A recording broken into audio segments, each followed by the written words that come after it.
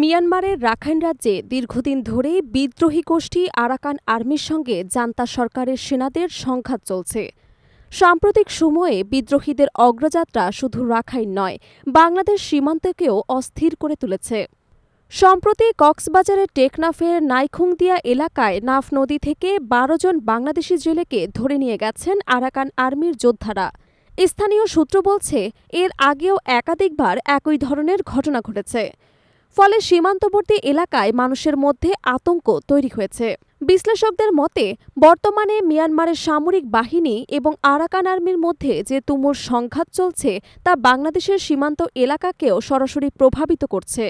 বিদ্রোহীরা এই সুযোগে সীমান্ত এলাকায় কার্যক্রম বাড়িয়ে দিয়েছে। কৌশলগত কারণে আরাকান আর্মি পশ্চিমা সীমান্তের দখল নিতে মরিয়া হয়ে উঠেছে। কাতার ভিত্তিক সংবাদ মাধ্যম আল জাজিরার বিশ্লেষণধর্মী প্রতিবেদনে বলা হয়েছে, বাংলাদেশের সীমান্ত এলাকা পুরোপুরি নিজেদের নিয়ন্ত্রণে নিতে চাইছেন আরাকান আর্মি।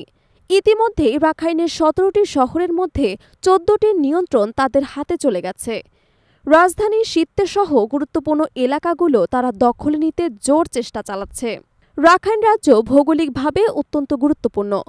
বঙ্গোপসাগরের তীরবর্তী এই অঞ্চল বাংলাদেশের সঙ্গে সীমান্ত ভাগ করেছে। একই সঙ্গে এখানে রয়েছে চীন এবং ভারতের বহু কৌশলগত প্রকল্প। এর মধ্যে উল্লেখযোগ্য হচ্ছে কিয়াকফিও গভীর সমুদ্র বন্দর, যেটি চীনের বেল্ট অ্যান্ড ইনিশিয়েটিভের একটি প্রধান অংশ। বন্দরটি মিয়ানমারকে সরাসরি চীনের ইউনান প্রদেশের সঙ্গে যুক্ত করেছে। এই বন্দর নিয়ন্ত্রণে নিতে আরাকান আর্মি এবং জান্তা বাহিনীর মধ্যে চলছে রক্তক্ষয়ী যুদ্ধ। জাতিসংঘ জানিয়েছে, রাখাইনে অবরোধ এবং সংঘাতের কারণে বর্তমানে ২০ লাখের বেশি মানুষ অনাহারের ঝুঁকিতে রয়েছেন। বিশেষ করে সিত্তে শহরে হাজার হাজার মানুষ আটকা পড়েছে, যেখানে শুধুমাত্র সমুদ্র এবং আকাশপথে পৌঁছানো সম্ভব।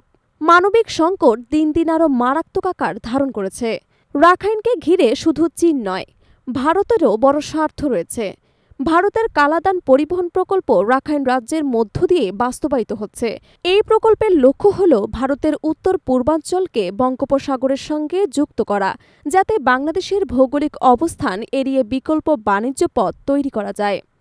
এদিকে বিশ্লেষকদের মতে, যদি আরাকান আর্মি এই করিডোরের নিয়ন্ত্রণ পায়, তবে ভারতীয় বাণিজ্যের উপর কর আরোপ করে দিলেও আশ্চর্যের কিছু থাকবে না।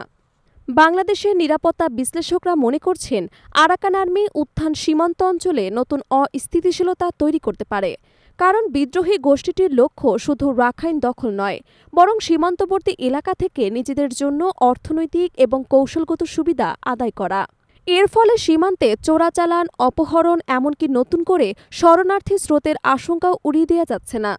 চীন এবং ভারত দুই দেশই নিজেদের অর্থনৈতিক এবং কৌশলগত স্বার্থ রক্ষায় আরাকান আর্মির গতিবিধি নজরদারিতে রেখেছেন।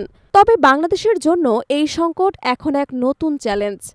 সীমান্ত সুরক্ষায় অতিরিক্ত সতর্কতা এবং কূটনৈতিকভাবে সক্রিয় ভূমিকা ছাড়া বিকল্প পথ নেই বলে বিশেষজ্ঞদের মত।